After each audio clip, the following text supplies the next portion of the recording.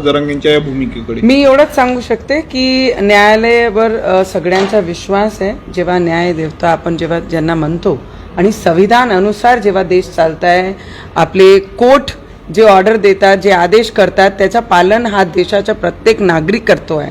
आणि ज्या संविधानाला घेऊन आपण जी मागणी करताय, जी आरक्षणाची मागणी करताय, त्याच संविधानानुसार जे कोर्टाने आदेश दिला, तर मला वाटते जे हिंदूंचे सण आहे जे पूर्ण महाराष्ट्रात खूप उत्साहाने साजरे होतात, मुंबईमध्ये पूर्ण देशाचे लोक लालबागच्या राजाचे दर्शन करायला येतात, प्रत्येक ठिकाणी दर्शनाला जातात, खूप गर्दी असते, उत्साह असते.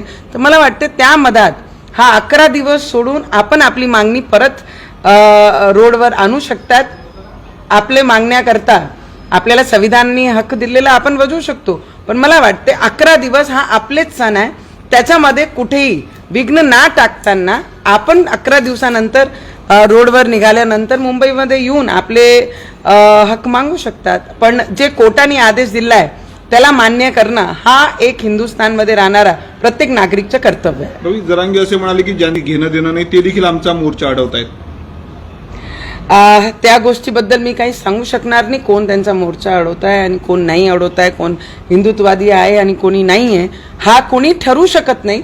पण मी एवढंच सांगू शकते की 11 दिवस हा आपलेच सण आहे, तर 11 दिवस आपण हे चांगले उत्साहाने आपण साजरा केला पाहिजे. त्याच्यात कोणाचे माध्यमातून विघ्न नाही झाला पाहिजे.